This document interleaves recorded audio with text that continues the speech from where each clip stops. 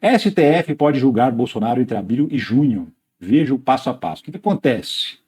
Acontece que, provavelmente, a denúncia do Bolsonaro sai ainda esse ano, pelo Paulo Gonet. Ele tem 15 dias, mesmo que ele atrase. O ano do judiciário termina no dia 20 de dezembro. Dia 21 começa o recesso, aí só volta em fevereiro. Então, no dia 20 de dezembro, termina o ano do judiciário. Até o dia 20 de dezembro, a gente está no dia 21, ou seja, daqui a um mês. Esse é o prazo que o Paulo Gonet vai ter para apresentar a denúncia. Ele deve fazer isso ainda esse ano. Aí não vai dar tempo de julgar nada. Mas voltando do recesso em fevereiro do ano que vem, o STF vai marcar o julgamento para decidir se aceita ou não a denúncia, ou seja, se ele vira réu ou não, e depois marcar o julgamento do crime propriamente dito. E aí a estimativa pelos prazos regimentais, porque tem uma semana para você apresentar um documento, com certeza a defesa vai tentar atrasar esses prazos, pedindo perícia, pedindo para ouvir gente, pedindo para fazer uma série de coisas. Mas tudo isso tem prazo regimental, ou seja, um prazo para acontecer. Somando esses prazos, estima-se que o julgamento final do Bolsonaro, aquele que vai condená-lo ou não, deve acontecer entre abril e junho do ano que vem. Então, neste período, a gente vai ver Bolsonaro condenado. Significa que o Bolsonaro vai preso imediatamente? Então, junho do ano que vem é o dia D, é o prazo final? Não. Calma, você viu, o Collor foi condenado pelo STF, está recorrendo, até hoje não foi preso. Já tem um tempo, já tem meses que ele está atrasando a ida para a prisão, mas vai. O que acontece? Quando o Supremo Tribunal Federal julga e condena, ele ainda pode entrar com alguns recursos para o próprio Supremo Tribunal Federal. Embargo de declaração é um desses recursos, porque a sentença não está muito clara.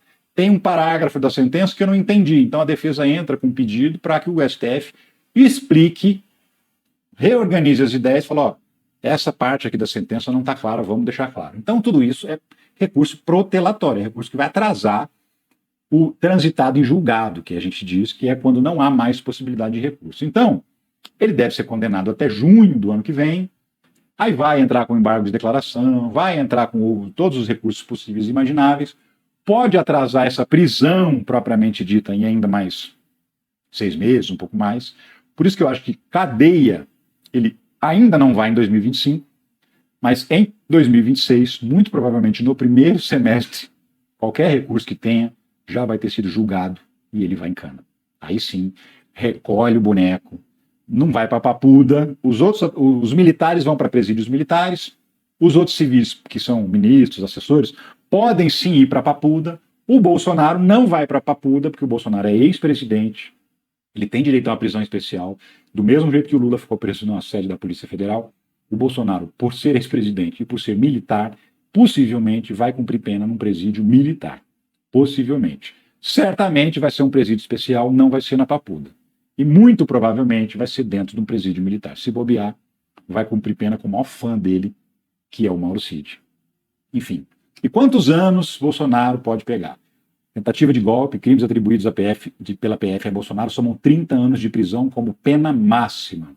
Sim, por quê?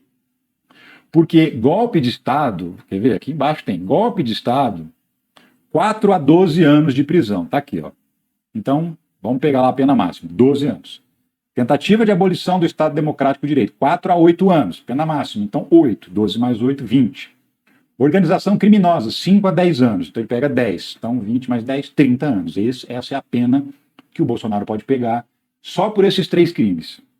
Ainda não está incluído lá a venda das joias, não está incluído a falsificação do cartão de vacina, não está incluindo os inúmeros processos que ele responde pelas coisas que ele fez na presidência.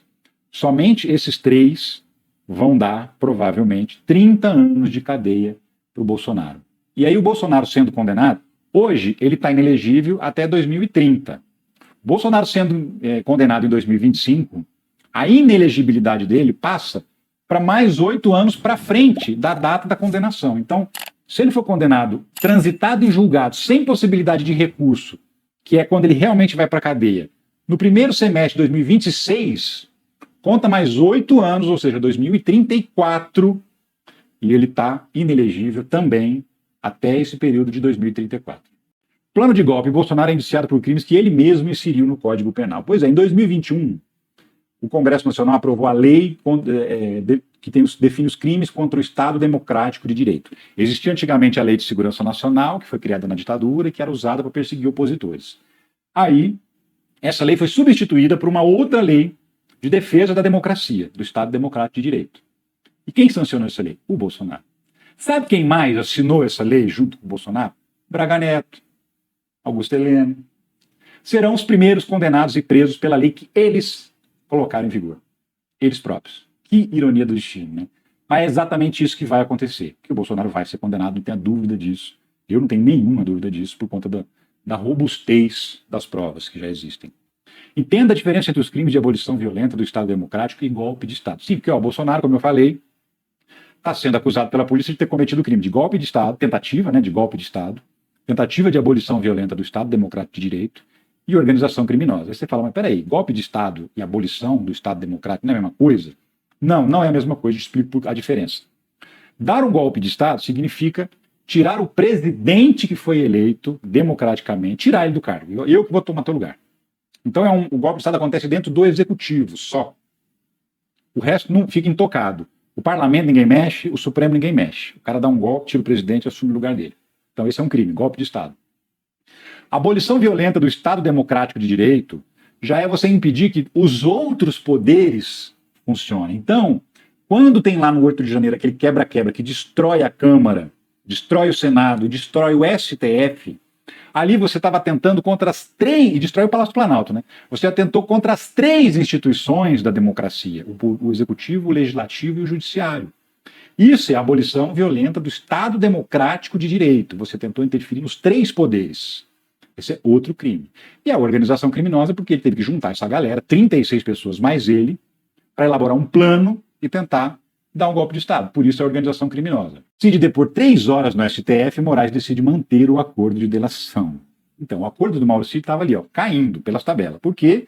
Porque ele omitiu um monte de coisa, principalmente o plano para assassinar Lula, Moraes e o Alckmin. Só que a polícia descobriu, achou lá no celular dele, conseguiu recuperar arquivos que ele tinha apagado, e aí chamou ele na chincha. Hoje teve uma audiência para decidir se a delação dele ia continuar valendo ou não. Porque delator tem que contar tudo. Se ele esconder alguma coisa e a polícia descobrir, ele perde os benefícios da delação. Quais são esses benefícios? Um deles, ele está respondendo o processo em liberdade, ele está em casa, usando tornozeleira eletrônica. Outro benefício, se ele for condenado, ele vai ter uma redução de pena. Outro benefício, o pai dele é investigado naquela história da venda das joias. A mulher dele é investigada naquele esquema da falsificação do cartão de vacina. Então, no acordo dele também previa uma proteção para o pai e para a esposa dele. Eles perderiam essa proteção. Como é o Xandão que decide se essa delação continua valendo ou não, o Xandão fez uma reunião cara a cara com ele e apresentou para ele as contradições da delação e das provas que a polícia conseguiu. Então, ó, você falou isso aqui nesse dia? Olha o que a gente descobriu. Não é bem isso. E aí, o que você tem a dizer? E aí, ao que tudo indica, Mauro Cid resolveu abrir o bico. Até porque esse foi o conselho que ele recebeu de aliados e até do advogado. Cid é aconselhado a falar tudo ao STF e lembrado que idolatria de Bolsonaro pode lhe render 20 anos na prisão. Sim, porque o que dizem é que o Mauro Cid é um fã do Bolsonaro. Baba ovo mesmo. E que ele ficou esse tempo todo, ele resolveu delatar para tentar aliviar a barra dele, do pai e da esposa, mas ao mesmo tempo ele teria ficado tentando proteger o Bolsonaro e principalmente o Braga Neto. Então por isso que ele não teria contado tudo. E aí ele foi aconselhado, olha, abre o bico, porque se você continuar protegendo essa galera, você vai botar teu pai na cadeia, tua esposa na cadeia, você vai pegar no mínimo 20 anos de cana. No mínimo. Então se fosse você abrir o bico. E aí, de repente, chega a notícia de que a delação dele foi mantida. Está valendo os benefícios. Isso só pode ter acontecido se o Mauro Cid resolveu abrir o bico. Resolveu, tá bom, vai, vou contar o que eu não tinha contado. Por quê? Porque a Procuradoria-Geral da República, o Paulo Gonet, já tinha pedido a prisão dele de novo. Quando ele sentou lá diante do Xandão, tinha um pedido de prisão, para ele sair da audiência preso. E aí, depois da audiência, o próprio Paulo Gonet falou, não, vou reformular meu pedido aqui, não quero mais a prisão dele, acho que agora a delação dele está ok. E o Xandão, com esse posicionamento do Paulo Gonet, falou, tá bom, a sua delação continua valendo. Ou seja, ele contou, ele abriu o bico. E agora tem, com certeza, isso a gente vai ver isso agora na denúncia do Paulo Gonet, que tem lá uma acusação frontal, formal, 6 condenada do Mauro Cid por Jair Bolsonaro nessa tentativa de golpe.